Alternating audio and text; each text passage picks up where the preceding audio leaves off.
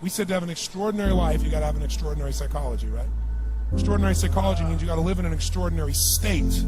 To be in an extraordinary state, you got to condition your nervous system, your body, your physiology and focus to be at their best. Then to do that, though, you can do that. Why doesn't everybody? Not because you can't. We all have the ability. It's because of our standards. Think about your own life. I know there have been areas in your life where some point in time you just shifted and you raised the standard and your life changed. Because whatever people have their identity attached to, they live. We live who we believe we are. My journey from here to there was lonely. The reason? I was willing to be wrong and admit wrong so that I could grow and so that I could change. You see, growth is a result of bad habits dropped, wrong priorities changed, and new ways of thinking embraced. It happens only when we question ourselves enough to ask serious questions from others. The people who do not grow are unwilling to ask themselves or others hard questions. They are unwilling to leave what they have known and practiced. They are not willing to be wrong so they can discover what is right. Therefore, they cling to right, and their lives turn out wrong. How sad. We get what we're looking for. We filter out everything else in our life.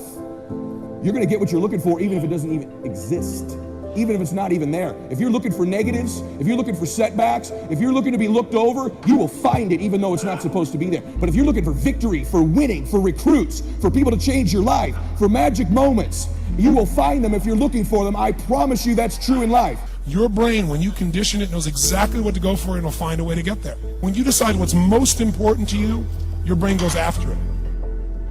Surrender of being right enables us to ask questions that others can answer and add value to us. Surrender of being right is the prerequisite to finding right. I believe that with all my heart.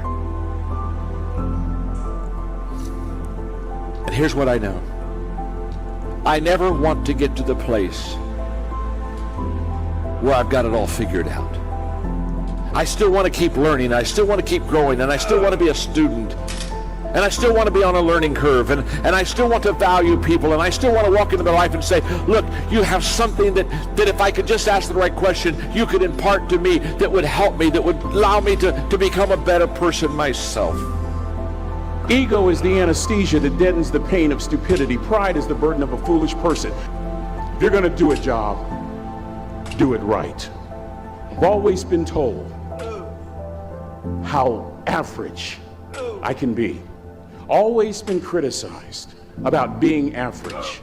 But I want to tell you something.